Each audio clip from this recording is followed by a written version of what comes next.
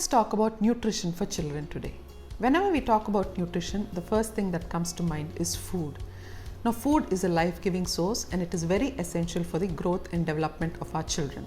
There are two very important aspects about food. One is the nutritional aspect and second is the social aspect. We all pay a lot of attention to the nutritional aspect of food, but we tend to neglect the social aspect of food, which plays a huge role in the emotional development of our children. Let's talk about both today.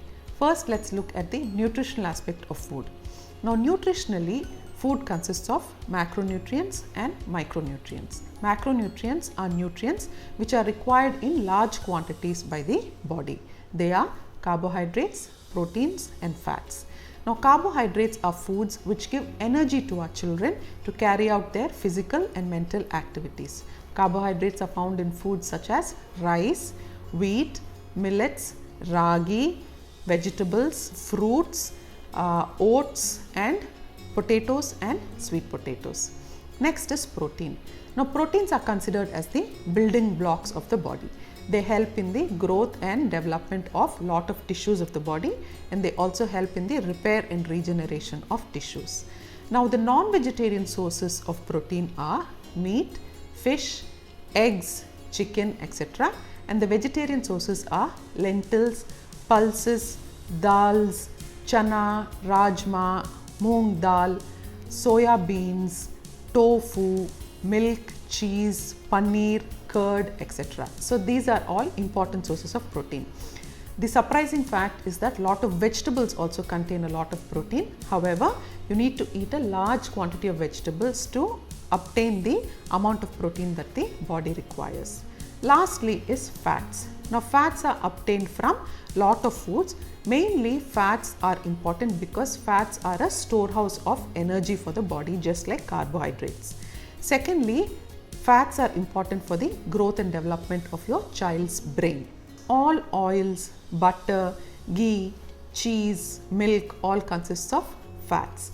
A good source of fats are also nuts and seeds. However, talk to your pediatrician first before introducing nuts and seeds to your children, just so that you don't introduce them too early, because nuts and seeds in too young children poses a risk of choking hazard. Next is the micronutrients. Now, micronutrients are mainly vitamins and minerals. Now, vitamins and minerals are micronutrients because they are required in smaller quantities in the body. They are found in plenty in fruits and vegetables. So, what are the micronutrients? All the vitamins A, B, C, D, E, K, calcium, phosphorus, iodine, potassium, these are all considered as micronutrients. So, providing our children with a variety of fruits and vegetables will provide them with most of the micronutrients that are necessary for the body. So, other than these macronutrients and micronutrients, there are two very important things which we generally don't pay much attention to. One is dietary fiber. Now, dietary fiber comes from the insoluble part of plant-based foods that we consume. So, if we do not consume enough fruits, vegetables, lentils, pulses, etc., the source of dietary fiber is reduced. Dietary fiber is very important because it adds to the bulk of our stools. So, it helps our intestinal health and also helps the child to pass stools without any constipation. Second thing is water. Our body is made up of 50% of water by weight, but this is something which we largely neglect. Especially children tend to neglect the consumption of water as they tend to suppress their thirst signals because they are caught up with doing some other activities. So, it is very essential for us as parents to keep reminding them to drink water periodically. So, these are the nutritional aspects of food. Now, let's look at the social aspects of food. Food is a way of communicating, it's a way of celebrating, it's a way of passing on our ancient traditions, culture and heritage to our future generations. Sadly, because of our busy lifestyles, we have started outsourcing the job of feeding our children to companies. Now, the main outlook for companies is profit making. Their priority is not the health of our children. So, trying to avoid packaged and processed foods completely is one of the best choice that you can make for the health of your child nutrition wise. Second thing is try to stick to home cooked foods as much as possible. So cooking a simple meal, it could be just some rice and dal and a simple vegetable. It can be a lot more healthier than buying the most expensive and grand meal from a hotel. So a meal cooked by someone who cares about the people who are going to consume it is the best thing health wise that you can do for your family. So these are the things that you need to pay attention to. Avoid packaged and processed foods, stick to home cooked meals. The question which is often asked is, I don't have time to cook meals at home. It is understandable that being working parents, it sometimes becomes difficult for us to cook meals at home. But there are ways to plan this and to execute it. So during weekends, try to allot some time for you to prep things that you need for the rest of the week. So try to make a plan as to what you want to cook every day of the week for the following week, and try to prepare whatever ingredients you need for it and keep it ready. Allow your children also to help you with the prep. Try to prep things the previous night, like cut vegetables and boil things and keep it ready so that the next day cooking becomes easier. So these are small things which you can incorporate. So I'm not saying that you should not eat out at all. 80 to 85% of the time, if you stick to home cooked meals and save eating out for special occasions, then you will be perfectly fine and your children's health can be taken care of very well. Third thing is sitting around and eating a meal without any distractions. So teach your children to sit around on a table and avoid watching television and gazing into mobile phones while eating a meal. So while eating, if you're communicating, talking about the food that has been cooked and talking about your memories about the food that is being eaten, the child also makes memories out of these occasions, and this he or she will pass on to the future generations. So these are the important things that can be done when you are sitting and eating together as a family. Next thing is, if you ask your child where an apple comes from, their answer will be from the supermarket. So let them understand that food is grown from the soil. Food is grown by human beings like you and me. It is grown because of the effort and hard work, and nature plays a big role in the growing of food that is sitting on our table today. So when you are free or during weekends, take them to a paddy field, take them to a mango garden, take them to a farmer's market or a santa, so they can see where the food is coming from. This allows them to understand and respect the food that is on the table. Next thing is, if you have a small space behind your house or if you have a small garden, allow them to play with the soil, feel the soil with their hands.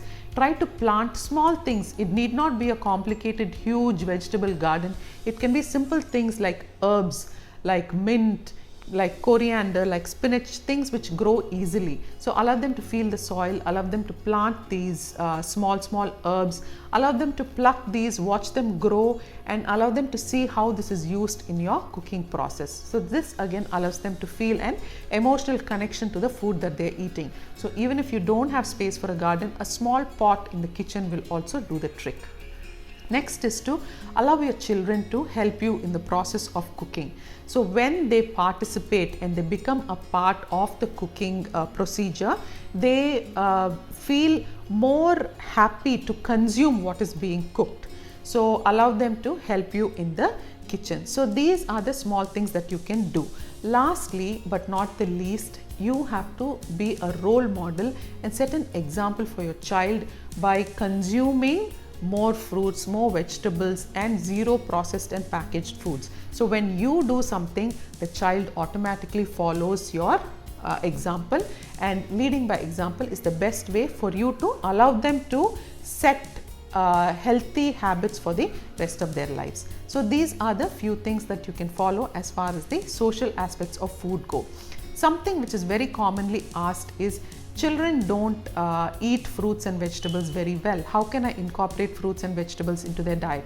So a few tips that can be followed are, try to puree the vegetables. For example, carrots or spinach or whatever it is, you can puree and add it to, for example, your dals, your rasam, etc. It can be added to that.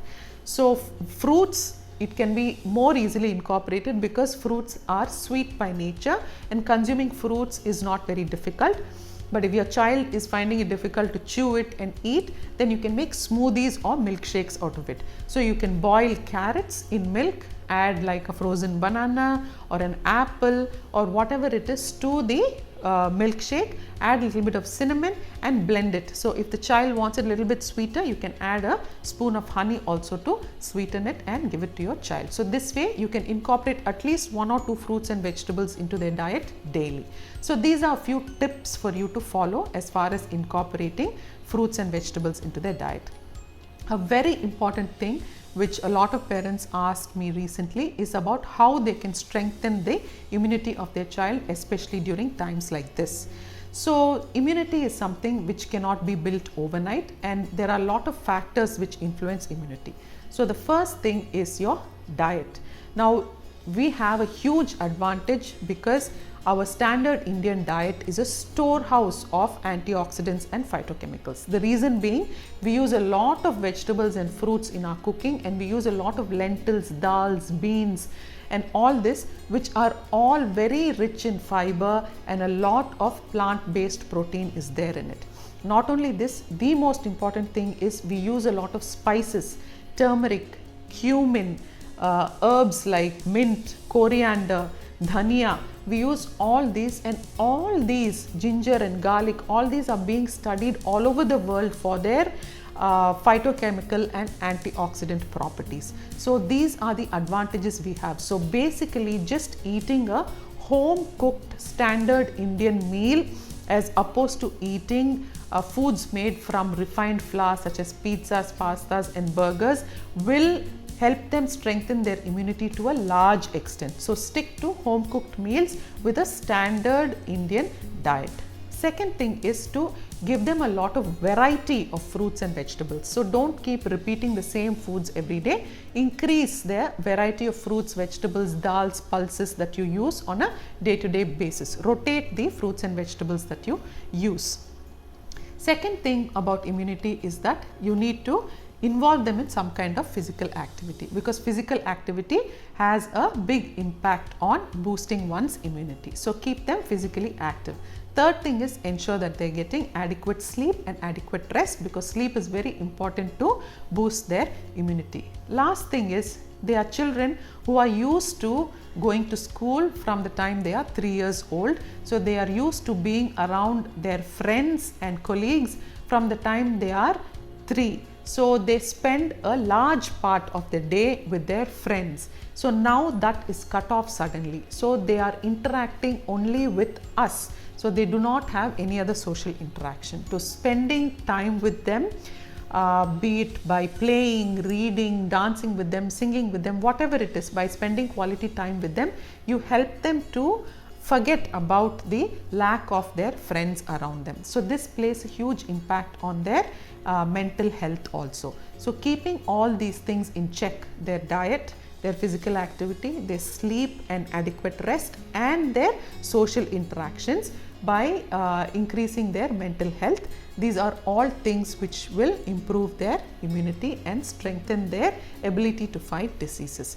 So pay attention to these things, and everything should be fine as far as their nutrition is concerned. So balancing out both the nutritional and the social aspects of food is very important for a balanced diet for your child.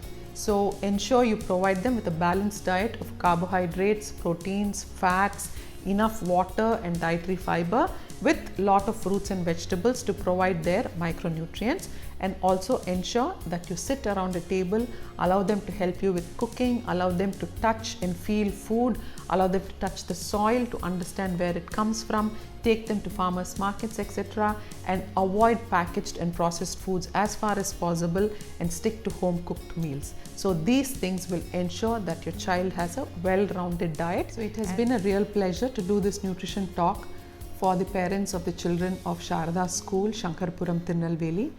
When Dr.